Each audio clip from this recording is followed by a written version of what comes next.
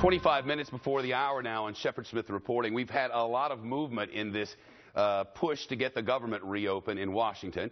Republicans saying you have to give in to some of our demands. The president saying we'll negotiate after you promise that we'll open up the government and not hit the debt ceiling. Cathy McMorris Rodgers is a Republican in the House of Representatives who says we've talked about this forever. You've refused to negotiate. We need to negotiate. Congresswoman, thank you very much for being here.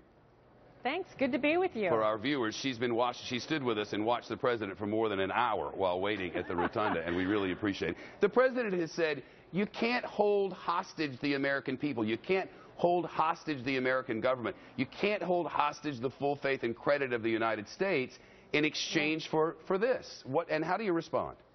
No one is talking about holding hostage the American economy.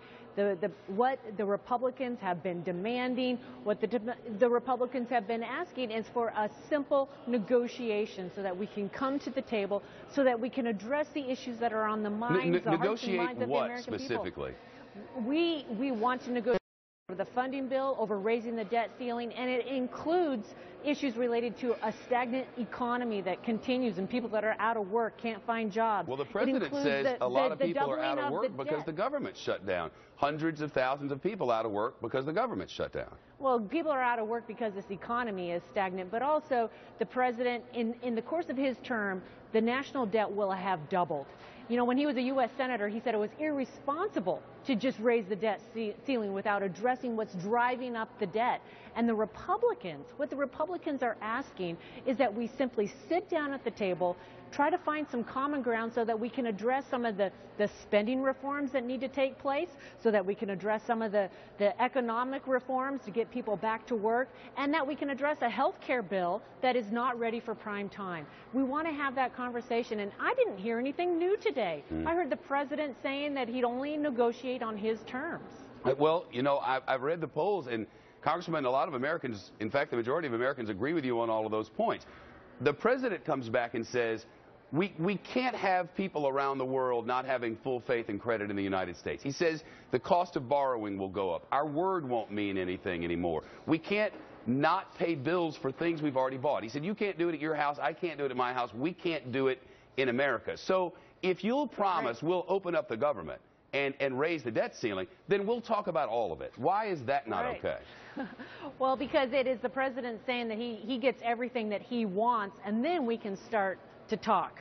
Mr. President, we need to have these negotiations now, and we need to start it. We need to start immediately. Yes, we have some important deadlines around the corner. We do not want to default on our debt. We are going to pay our bills, and we're going to do that. But in our household, what I would tell the president is, in our own household, when we get up to the max on the credit card, we have to reassess what's driving those spending decisions and make some changes. And the president right now, he wants to take the easy way out. He doesn't want to address any of those spending drivers. One more question and I got to go. What you want is negotiations. I hear you. The president says there will be no negotiations. And on this matter, he's kind of driving this train. If we reach 9 days from now and there have been no negotiations, do the Republicans let us default on our debt or no? I cannot vote to raise the debt ceiling without us addressing what's so you would vote no and shut down. You would vote no, and we would default on our debt, correct?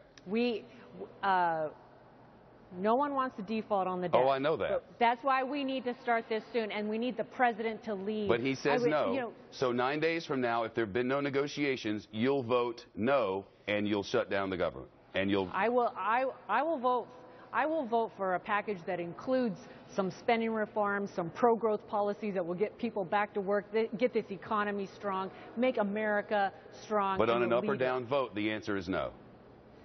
I cannot vote to raise the debt ceiling without there being some kind of spending reforms along with it. That's so that clarity. We don't just continue down the same path.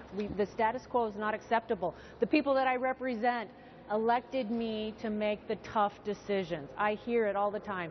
They recognize that this debt has to be addressed, the economy is stagnant, and this health care bill is unworkable. Representative Cathy McMorris Rodgers live with us from Capitol Hill. So good of you to wait around. I appreciate it so much. you. All right. Well.